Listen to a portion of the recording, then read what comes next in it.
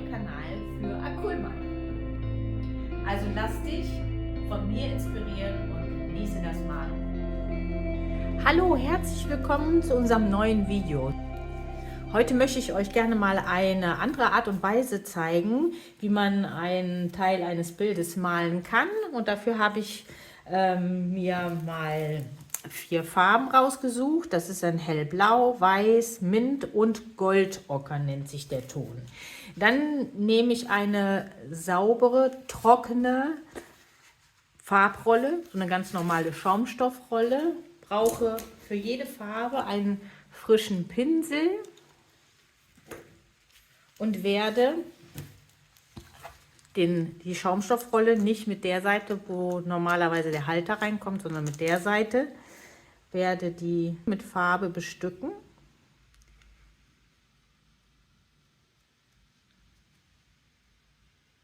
So, ruhig ordentlich, das zieht nämlich relativ schnell ein. Jetzt nehmen wir das Goldocker.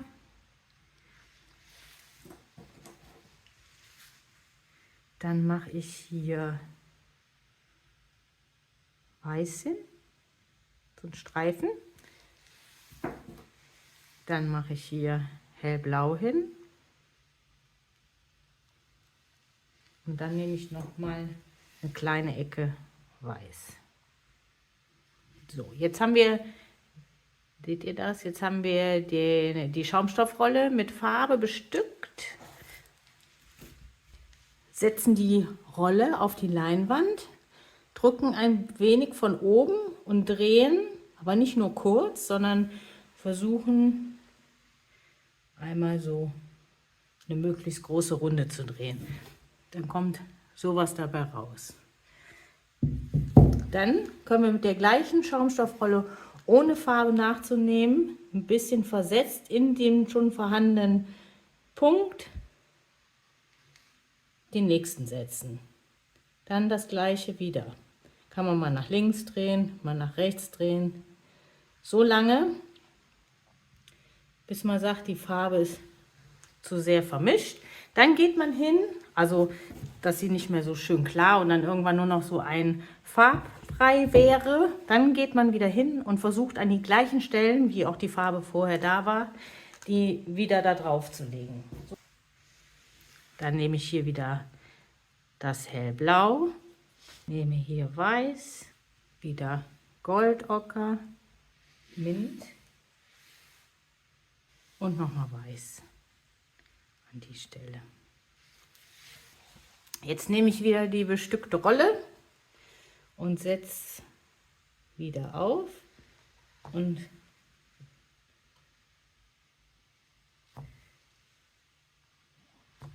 mache wieder diese Abdrücke. Durchs Drehen gibt es halt schöne Farbverläufe. Und dadurch, dass man die Kreise so ein bisschen übereinander legt, hat man auch so ein bisschen so einen 3D-Effekt. Das sieht dann hinterher ganz toll aus. Und so füllen wir jetzt die ganze Leinwand. Immer wieder, wenn man merkt, jetzt wenn ich zum Beispiel so weit sage, jetzt würde ich wieder ein bisschen Farbe nachtanken. Ich würde auch nach dem Viertel des Bildes eine neue Farbrolle nehmen, weil das sich doch dann schon vermengt, obwohl man vielleicht wirklich ordentlich gearbeitet hat und hat immer wieder an der gleichen Stelle die vorherige Farbe immer wieder da drauf gelegt, aber irgendwann ist es halt zu vermatscht. Ne? Einmal mache ich das jetzt noch.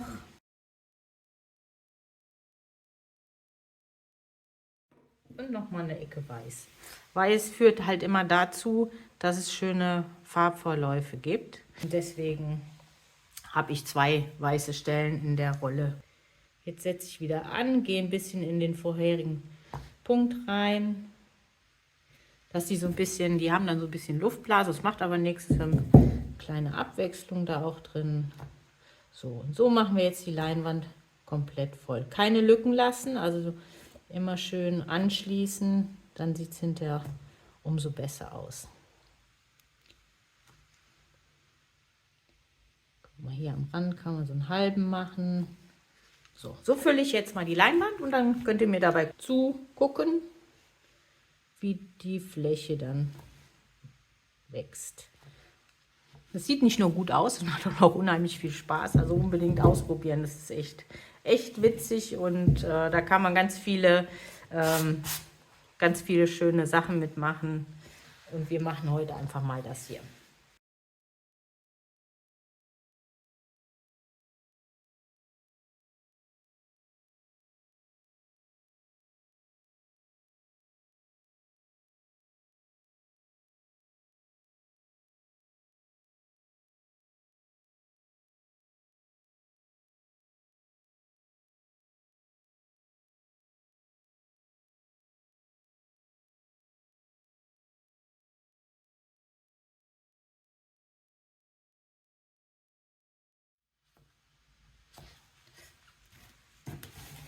So, die Fläche ist jetzt einmal komplett mit dem super schönen Muster belegt. Das lassen wir jetzt trocknen und dann geht es weiter. So, ich habe die Fläche trocknen lassen. Sieht doch witzig aus, ne? Das macht echt total Spaß. Ihr müsst das unbedingt ausprobieren. Den unteren Teil des Bildes möchte ich gerne eine Farbschicht auflegen, aber nicht einfach mit dem Pinsel, sondern ich nehme hier meinen super Spachtel, den ich oft benutze. Ich habe hier ein Türkis, ein helles Olivgrün und ein Weiß erstmal und mische nicht vorher auf der Palette, sondern mische das direkt auf dem Spachtel. Ich möchte so einen schönen mittleren Grünton haben. Halt den flach, den Spachtel, die Farbe ist drauf, flach halten und einfach so leicht drüber ziehen. Erstmal ganz vorsichtig anfangen. Man kann dann ein bisschen intensiver werden, wenn man sich so ein bisschen eingespachtelt hat sozusagen. Ganz flach wieder. Erstmal gucken, was so passiert. Ich muss das schon hier unten ein bisschen dichter haben auch. Nicht einfach nur so eine dünne Schicht, aber ich setze das jetzt Stück für Stück auf, damit auch die Schicht so ein bisschen Farbbewegung gibt. Das heißt, ich nehme jetzt mal ein bisschen mehr Weiß.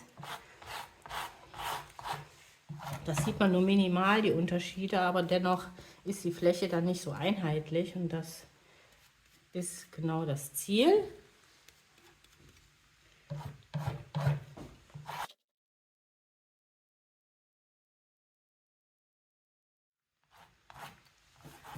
Ich möchte, dass das hier relativ dicht wird.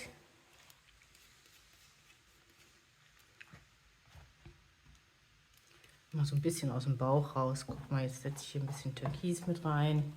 Da, wo es so sehr grün ist. Und da, wo es Türkis ist, nehme ich noch ein bisschen Grün mit dazu, sodass das ein bisschen spannend wird hier unten.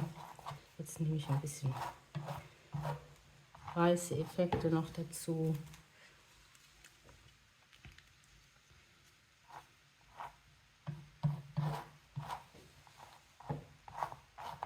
So baut sich so ein bisschen eine Fläche dann auf, weil ich das immer mit dem flachen Spachtel mache. Baut sich so eine Fläche auf, die aber dennoch nicht zugekleistert ist, sondern es kommen immer von dem Untergrund so ein bisschen Fragmente raus. Das möchte ich auch so haben, aber dennoch soll die Fläche halt geschlossen wirken, aber nicht einfach zugemalt, sondern dass halt so ein bisschen der Untergrund, so wie hier, ab und zu mal so ein bisschen durchschaut.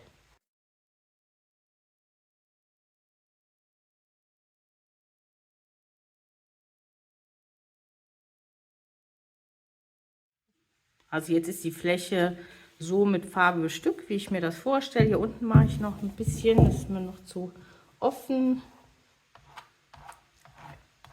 Einfach nochmal drüber wischen.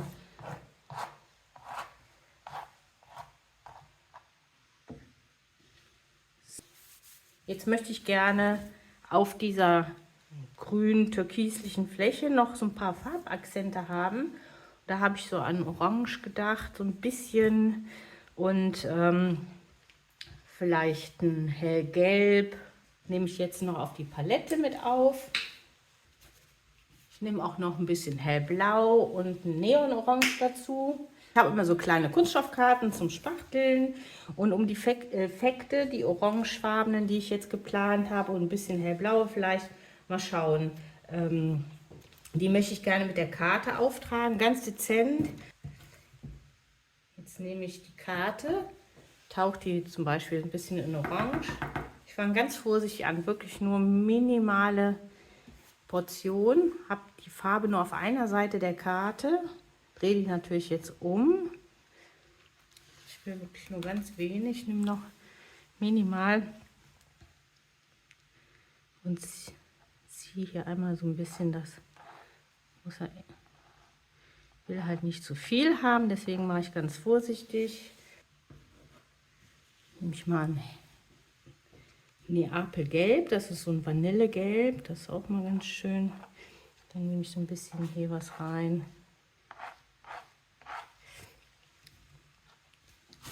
Ich mache den Spachtel wieder sauber. Nehme mal so ein ganz klein bisschen Neon, das ist gar nicht so. Neon hört sich schon mal manchmal an, so knallige Farben, aber wenn man das auf so ein Grün legt oder sowas, dann ist das einfach nur ein schönes Orange und gar nicht mehr so knallig. Und das möchte ich gerne auch so haben. Wirklich nur ganz dezente Effekte. Ich tauche immer so ein bisschen in die Farbe ein und ziehe das so ganz leicht. Sollen nur so ganz kleine Hingucker werden.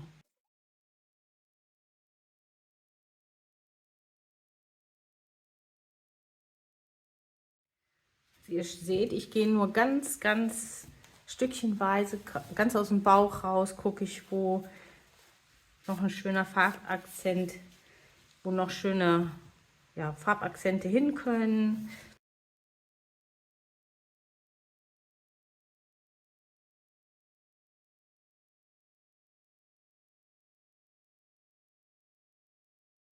Hier sind so ein paar schöne Effekte drin, Farbeffekte, hier mit dem Orange, hier kommen so ein bisschen die Kreise raus.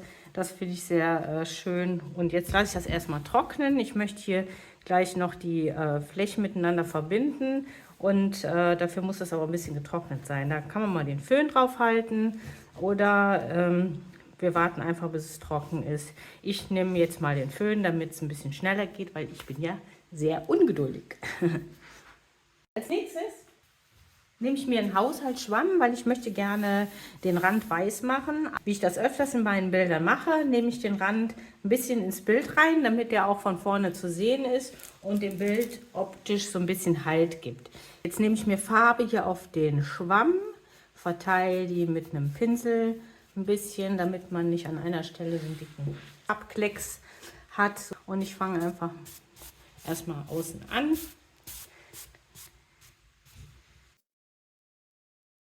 Ziehe erstmal ein ganz klein bisschen nur diesen Rand ins Bild und schaue mir an, wie das mir gefällt.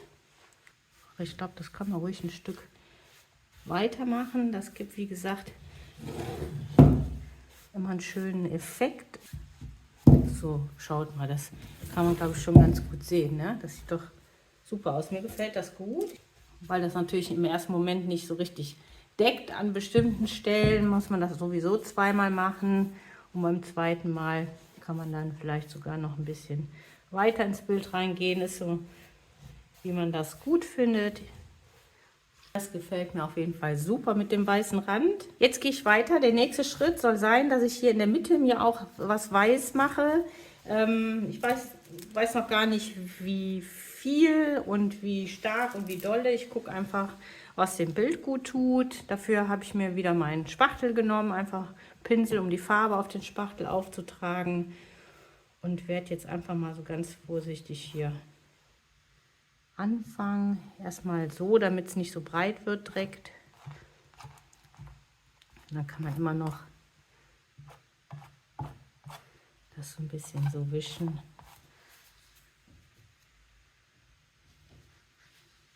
Das gefällt mir richtig gut. Das macht nochmal so den Übergang schöner zwischen den beiden Flächen. Ich gehe nochmal mit Farbe.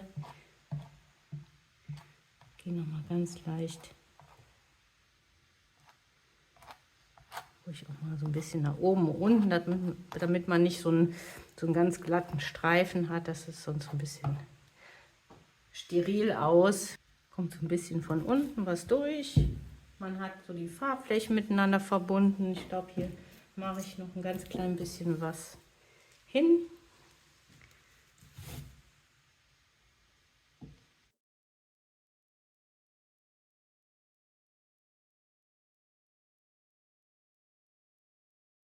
Nehme ich nochmal Farbe auf den Schwamm. Der weiße Rand ist jetzt schon in der Zeit so ein ganz klein bisschen angetrocknet. Dann kann man dann nochmal schön drüber gehen.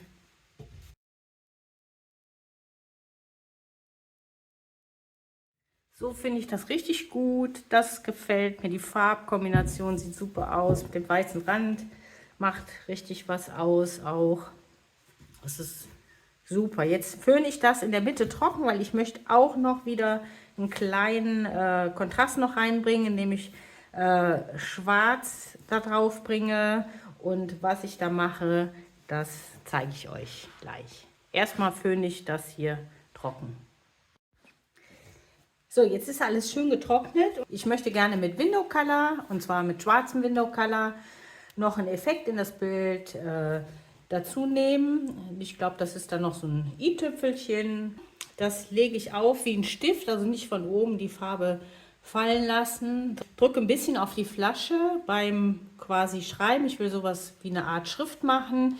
Und genau, was sinnvoll ist, wenn man das vorher, wenn das zu ist, man macht das auf, testet, ob die Spitze frei ist, ob das Window Color da vernünftig rauskommt, dass man sich nicht das Bild dann verdirbt durch irgendeinen Farbklecks oder sowas, der da nicht hin soll.